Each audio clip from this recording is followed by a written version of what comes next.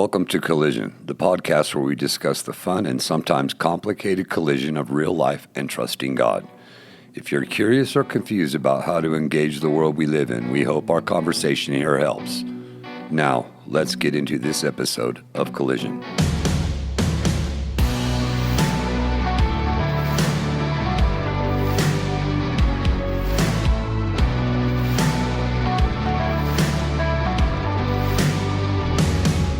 Welcome to the Collision Podcast, where we talk about faith and life coming together in ways that sometimes don't make sense. I'm here with James, my co-host. Absolutely. Good day, mate. It's good to be with you. I got some new sunnies this week. I love them a lot.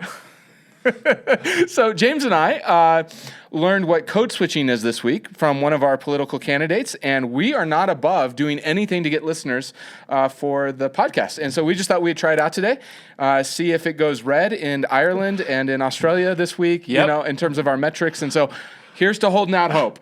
And so one of the values here at Crossroads Church is that we don't take ourselves too seriously, but we do take the gospel seriously. And talking about politics, we're actually going to be talking about politics in church at the end of October, early November, when, this little election thing's going on. You can call it stupid or courageous, but it's happening. We're doing it. And so if you want to be a part of that, you're always welcome to attend Crossroads. We're located in Thornton, Colorado, or you can catch us online at crossroadsabc.com, really anywhere in the world, including Australia and Ireland. And so today, for all joking aside, we wanted to talk about discipleship and what discipleship looks like kind of in the life of a believer.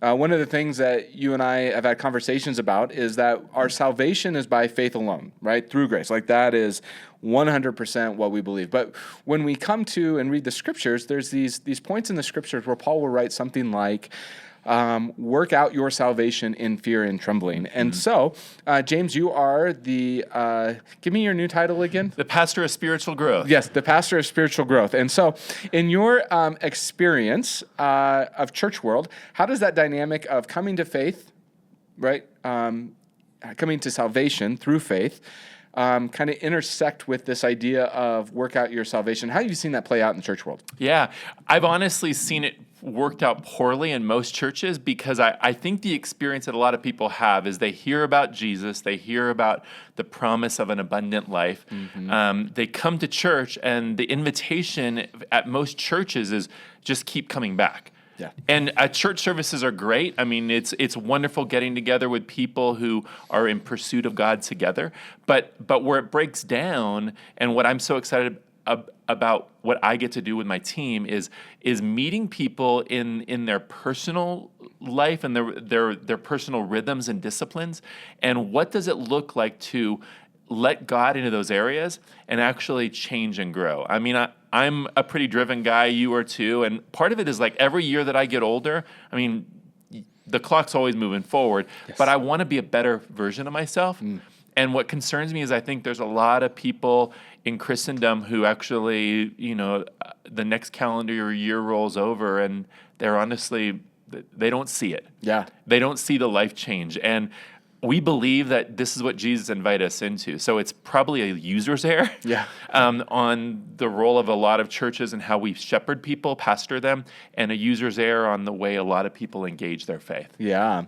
I think that, when we see faith, what we see kind of statistically, anecdotally and very visually, is that there's this like marker of like 5-6 years, right? Someone comes to faith, they experience the grace of God, and there's this growth that happens in the first couple of years as they're figuring everything out, and what does this look like, and what does God have for me, and all of a sudden there's purpose, and then it just kind of hits the skids there. Yeah. And we find ourselves in this lull. Theologians have referred to it as the wall. Yeah. That you hit this wall and you just kind of go, I'm just going to continue to go through the motions. I'm going to show up on Sundays. I'm going to go to my community groups. I'm going to read the Bible.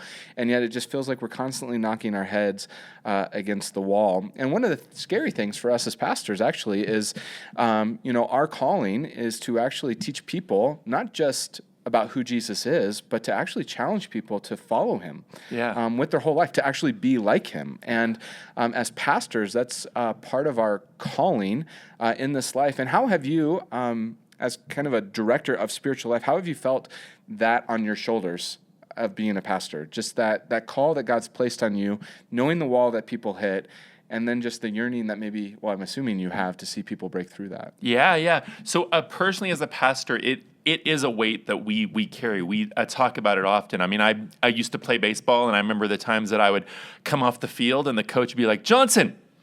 And you want to walk up the baseline, and you didn't want that. Yeah. Like you want to go to the dugout. Like right. If coach wanted to talk, and all joking aside, like I do not want to have that conversation with Jesus. Yeah, right. Like Johnson over here before you go through the pearly gates. No. I don't. So the weight of that. But the other difficult thing as a pastor is life's busy, and there's a lot of shiny things in our world that are offering life to people. And I think.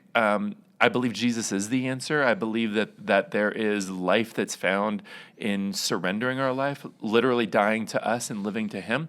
Yeah. And I think as years go by, it's easy for people to come to the conclusion that I tried Christianity and it didn't work. And the reality is maybe you actually didn't experience like what biblical Christianity is. Yeah. So it's that pressure that we have of in that 5-year period. Like what experiences, what can we invite you into that is honest? Yeah. In a lot of ways, it's akin to a lot of people in their gym membership. Mm-hmm. Like, I tried that gym and it didn't work. Well, the gym probably worked. Yeah, the weights are the same everywhere. Yeah, right. Yeah, let's break down the problem. Either you were not trained how to use the gym, or you didn't actually step into the gym for something more than a smoothie. Yeah, that's good.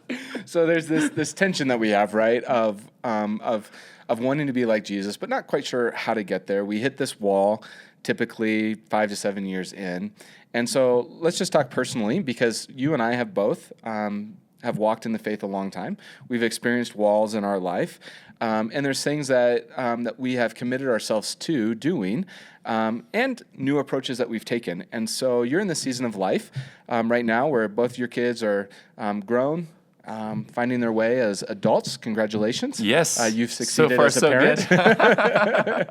And one of the opportunities that God has opened up to you is something that's called Praxis. Maybe share a little bit about what Praxis is, and then we'll get into why you're doing it. Yeah, absolutely. So Praxis, a Denver Seminary and the Abbey, which is a non-for-profit organization, partner together in these spiritual experiences for pastors and ministry leaders to lean into just nurturing their relationship with God. Mm-hmm. And they offer these prayer retreats annually, and then they offer Praxis is a year-long experience where we meet once a month. Many of them are overnight retreats together with the same people, and we just linger. We spend time together as friends on the journey, cultivating vulnerability with each other, creating solitude and silence to get alone with God, and which, ironically enough, I think a lot of people think that pastors,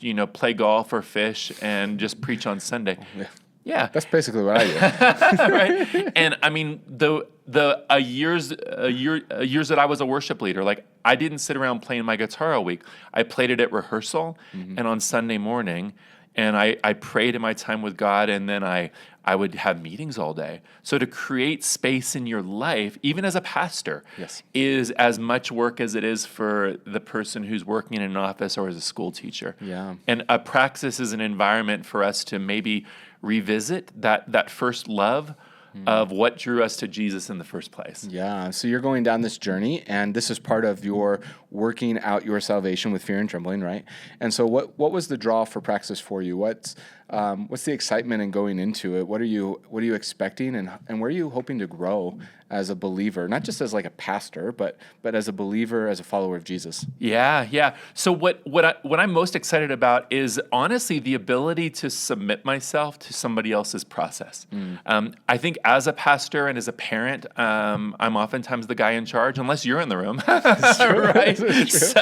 So and there's something that I really like about the idea of they have their system and I'm submitting myself to something that is outside of my control. Even some of the activities that we're going to do this year, I'm sure I'll be maybe culturally uncomfortable with. Yeah. Maybe it's not part of my spiritual tradition, but I'm going to lean into it because I trust the people that are inviting me and shepherding me into it. And there's something exciting that I love about submitting myself to a process that I didn't create. Because let's face it, we oftentimes create systems that are made in our shape. Yeah. Right. So they serve to my strengths, and I'm excited for the ways that this actually creates tension in my life. And a lot of it is going to be the silence and solitude and the vulnerability and some of those things that are scary to lean into. Yeah. And but it's the opportunity of that I'm most excited about. Yeah.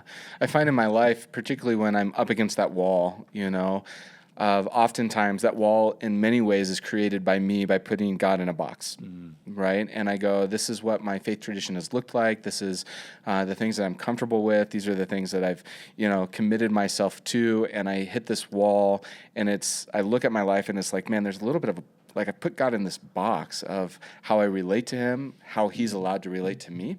And I remember years ago, kind of being in that wall and really kind of exploring faith. And it was, we were heading into the Easter season, and there was just something in me that said, I just want to experience some of the ancient traditions that seem to have been valuable for Christians for a lot of years. That today the Catholics kind of held on to those traditions, but really in the early church they were doing them. Something like Lent, right, and the whole Lenten season, and the liturgical calendar. And so for several years, I just kind of invested myself in that liturgical calendar, found actually Brad Richardson to go to a Lent service with me. We found the only Protestant church in Denver at that time doing a Lent service, and experienced that. And it was eye-opening for me, and I felt myself connecting to God in ways that I never imagined before, and was able to see Jesus in a way that, all of a sudden, there was a whole nother section of his glory that I could experience that I hadn't in my life yet, and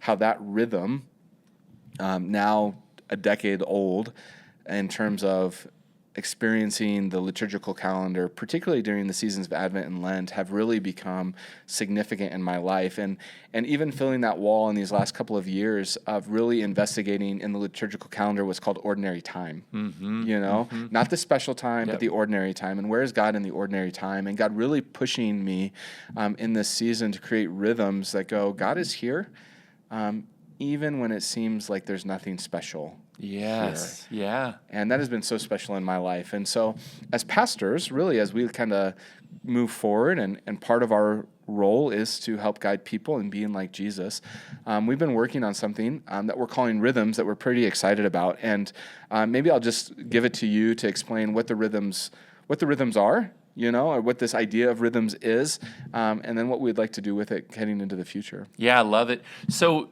there's spiritual rhythms that most Christians are aware of. I mean, worshiping collectively, reading your Bible, and prayer. I mean, that's kind of 101, right? Yeah. But there's other rhythms that have been in the church for since the beginning, such as Sabbath, such as silence and solitude, fasting, confession, and some beautiful rhythms that actually shape you in the direction of Jesus. And a part of it is those rhythms have gone by different names. Spiritual practices, spiritual disciplines is the most traditional one. We're calling it rhythms because spiritual disciplines feels like a parent. It does. Like you got in trouble and now you're being disciplined. You're being disciplined, yeah. Right. And if it doesn't become a rhythm in your life, then it's probably gonna not be something that you take on. I mean, like exercise or something like that. So this year, what we're excited to lean into is we're going to start sharing about these more and actually providing specific ways for our body to wade in, to lean into some of these, to try on some of these ancient practices, and in a lot of ways very similar to my experience at Praxis. They get to try it, and then we're going to debrief it together. Because some people are going to say, I fasted and I was just hungry and angry. It was like, okay, that's to be expected. Let's talk about that. Yeah, let's talk about that. And understanding why we do it and why historically Christians have done this and what to expect. I mean, if you go to the gym and you work out, expect 24 hours later for your mobility and that your arms to hurt. Yes. You did exactly what you're supposed to do. Mm-hmm. And spiritually speaking, the invitation is for us to lean into some of these and experience the goodness of God as we practice some rhythms that might not feel natural to us, but as we grow in Jesus, that they actually become very natural in our ability to abide in and be with Him. Yeah. So I think of, or just wanting to talk through a couple of those rhythms that, particularly as Americans, we don't practice very often, but all of these rhythms we actually see in the New Testament. And the rhythms that you mentioned, we all see in the life of Jesus outside of confession, only because He was perfect, in that. But later on, we have several, whether that be John or James, who talk about the importance of confession in the life of a believer. And so we've really kind of looked at the New Testament and said, what is it that made up this early church that the apostles led, that were the consistent things that people did that deepened their relationship with Jesus? Yeah. And so one of those things that are huge is that of solitude, right? So we look in like Mark chapter 2, where Jesus gets away. And He's just sitting in the quietness of the morning before anybody's up, before Peter runs up the hillside and says, Jesus, Jesus, Jesus, we need you. It's an emergency, right? And it's like it's 5 a.m. There's nothing going on yet, right? But we find Jesus in this moment of just solitude and silence with His heavenly Father. And that's not something that we normally experience as Americans, particularly Christian Americans. And so when you think of silence and solitude, like describe that rhythm and then the impact of that rhythm in our faith journey. Yeah. So for in my experience and encounter of it is creating silence in our life. I mean, we get in our car and we turn on the music. We get home and we do this. We get to the office and there's constantly noise around us. And like Jesus, going off and just getting still and finding yourself and finding God in the midst of that is such a countercultural way of living. Yeah. And in a lot of ways, it's a pretty punk rock way of kind of fighting against the culture that wants us constantly, on our feed, and the dopamine hits. And like, what if you actually starve the dopamine by just going and sitting and staring at the mountains for half an hour and just being grateful to God that you're alive and that He created that and you have a moment with Him. So it will bear a very unique fruit in our life. It'll slow us down. But in my experience and yours too, is like times of silence and solitude. It's crazy when I go off for silence and solitude and I come back. And, all of us have problems that we have to work out. Yeah.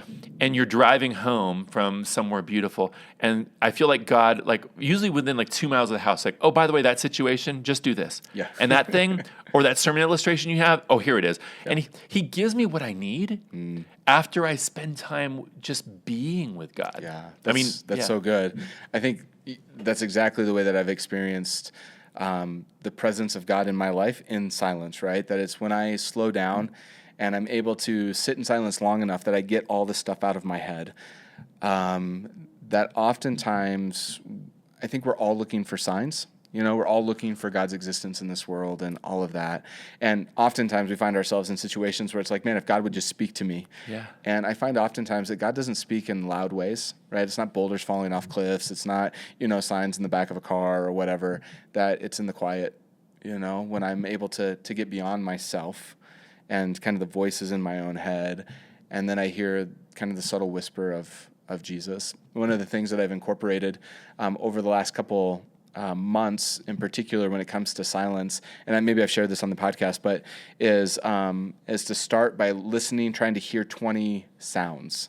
So I quiet my spirit, and then I go, I'm going to listen to the created order, and I'm not actually going to start my prayer until I name 20 sounds that I hear. The first 7, 8 sounds, pretty easy. Air conditioning, James breathing, lights buzzing, right? The computer fan running. But man, once you get to 12, 13, 14, 15, it's like there's this acuteness of listening that you really have to pay attention to. And what I find is that when I start to be very acute in my listening, then that's oftentimes when I most hear the voice of God in my life. So good. But it's not until I get there that I can hear. And so, silence and solitude, huge. Another one that I think of in terms of just One of the rhythms that we see in the New Testament, in particular with Jesus, that's so contrary to the culture in which we live is that of simplicity. So maybe explain simplicity and what that looked like in Jesus' life and the impact it has on us today. Yeah.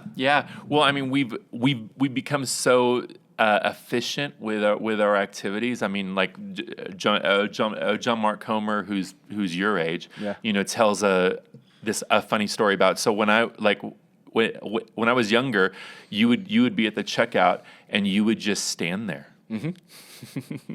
And you would just look at people. Yeah. And you would just think. And and like if you look anywhere, it's like if we're anywhere for any length of time, we pull something out to be stimulated. Yeah. And so a simplicity is actually building that margin in your life to be present to God and present to yourself. And our understanding of it is it breaks into three things. It's simplicity of stuff, simplicity of time. Like you don't have to do everything that's probably in your schedule. Yeah. And then actually one of the great goals of simplicity is learning to say no at the right time. Yeah. So that you can say yes to the right things. Yeah. Right. Which is just and the final one is simplicity of speech, which is a huge one for me. Because you notice a lot of our human interactions, you'll be telling me a story and I'll listen until I find something in my life. Yeah. And I'm just waiting for you to get done so I can tell you about me. Yes. Instead of like listening to your story and being like, well, how did that feel? Well, and like where I'm actually showing interest and love to another human being, where I don't need to actually make it about me. And most of our dialogue in our culture is actually narcissistic. This is true. So the idea of even simplicity of speech is such a mind blower where you realize I'm gonna actually be present with people, and actually not just use them for my benefit, and then kind of back to silence and solitude. If I'm satisfied by God, I don't actually need to suck energy from you because I'm loved completely by Him, so I can actually be more present to you. And they all fit together like that. Yeah, one of the things I find like in the American lifestyle is the complexity and the busyness of which we live our lives. That we look back on our day and it's like we have a hard time seeing where God showed up. Yeah. And it's like our lives are so ordered, so complex that truth of the matter is that probably most days we don't need God to show up. And what simplicity does is it adds margins into our lives where we can actually experience God, where we can go, you know what, I'm not going to put, for example, in my life, meetings that are just back to back to back to back to back every hour. But what I've started doing is putting meetings that are about 50 minutes long. Yes. And then having a 10-minute space that allows kind of the margin where I can go, man, what did I experience in the last meeting? And as I walk into the new meeting, to have the presence to go to ask God as I walk through the threshold of the door to be in this meeting. So good. When I'm running from 1 minute to the next, right, this meeting ends and in 30 seconds the next one begins, that I don't actually have the margin. The simplicity of my life isn't present enough where I can go, what did this last meeting, how did it impact me? What was God speaking to me? And what do I need to be prepared for in this next one? Yeah, it's so good. And so I think that when we begin to slow down in that way and simplify our lives, whether that's our stuff, our speech, right, in our relationships, that we create the margin for God to make Himself known. And that only adds deeper satisfaction to our lives, right? Yeah. It's the flourishing that Jesus talks about. It's the abundant life that we long for. And, we watch our Savior who most days, I'm not sure He knew what city He was going to end up in, right?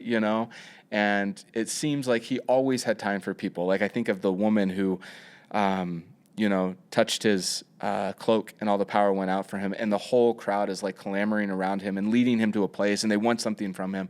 And in that moment, He stops and He has this conversation with this woman. Yeah. And then I look at my own life and I go, man, how often do I create that kind of margin in my life where someone unexpectedly showed up that I could have a conversation of significance with them? Yeah. Or am I so complex that when someone comes up and needs something that they're more of a nuisance than an example of the presence of God in my life. Yeah, yeah. And what an exciting thing as our church leans into this.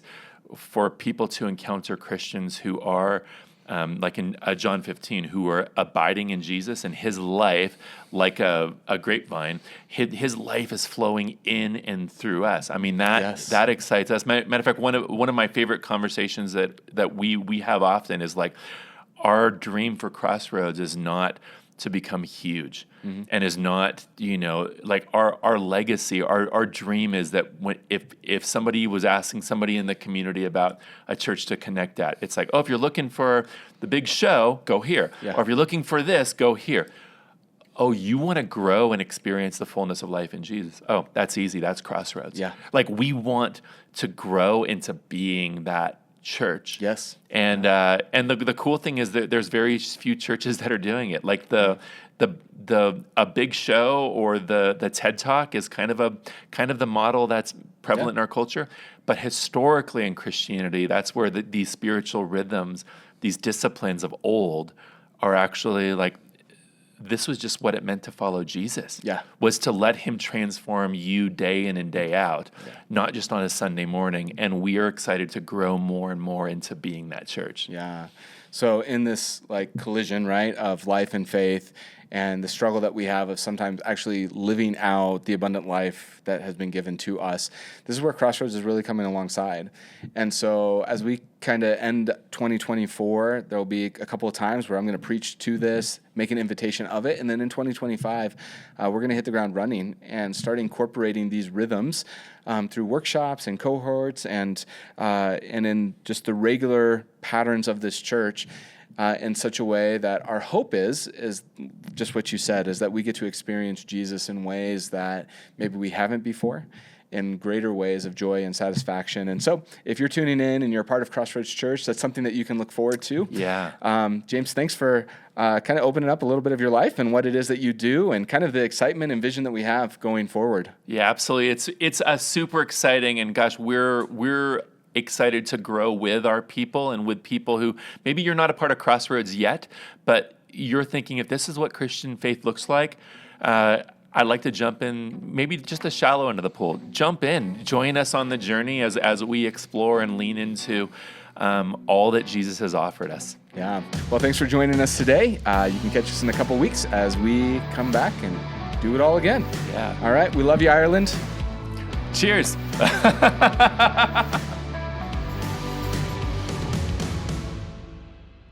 Thank you for listening to Collision. This podcast is a production of Crossroads Church in Thornton, Colorado. For more excellent content, please visit crossroadsabc.com.